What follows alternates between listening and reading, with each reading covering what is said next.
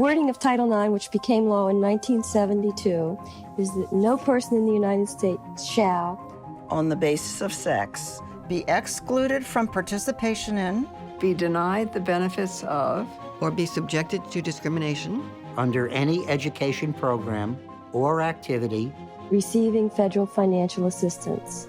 It's a broad law, a very basic law. 37 Words is a documentary series, and it covers the history of Title IX. Most people think that Title IX is a sports law.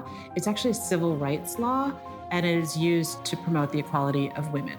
One of the things I've tried to do in all of my work is to highlight some of our most important civil rights advances, but also our civil rights fights. The reason Dawn was a particularly perfect filmmaker for this series was she saw it as a battle that is still ongoing. It's not over. There was a big movement to pull back on the rights of Title IX about 30 years after it was enacted. When you have the opportunity to tell a story like the story we tell over the 4 hours and 37 words, I think it's a place for us to pause, reflect, and celebrate, but also to get motivated to keep working, because there is so much work to do for full equality. We are not quite there yet. I was 9 years old when we went to a baseball game, and I was watching, and my heart sank. Because it was the first time I realized, because I'm a girl, I'd never be able to play professional baseball. I was just devastated that day. A highlight, certainly of my career, if not my life, was being able to interview Billie Jean King and Gloria Steinem together. Everywhere we went, every story we told about women's sports, about soccer, basketball, baseball, Congress, people would say, and then Billie Jean came. She has been such a fighter and an advocate, but the women's movement didn't quite know what to do with female athletes back in 1972. They weren't quite sure that that was the image that they wanted to project. We owe a great debt to the women that have come before. When they are doing their advocacy, it's not for themselves.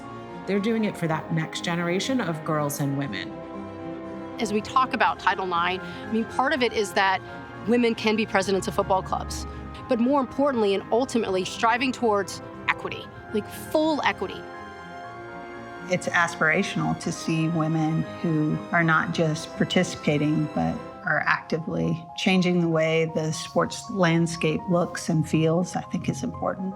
We bring a whole different layer and vision and ideas because we've lived it. We're going to do things differently. This is a mission I think we've had at ESPN Films, which is we're not looking just to entertain with our documentary films, but we're also looking to enlighten, to educate, to challenge at times the audience. I think it's important to try to get the audience to stop and think about things a little bit and not just take Title IX for granted, to recognize all these battles that have been fought along the way from when it was initially enacted in 1972 to where we are now. One of the most heartening things about this project has been the overwhelmingly positive audience response. And that response is coming not only from girls and women, it's coming from men. It's coming from boys who are saying, like, I didn't know that history. I didn't know what challenges the women and girls are fighting for.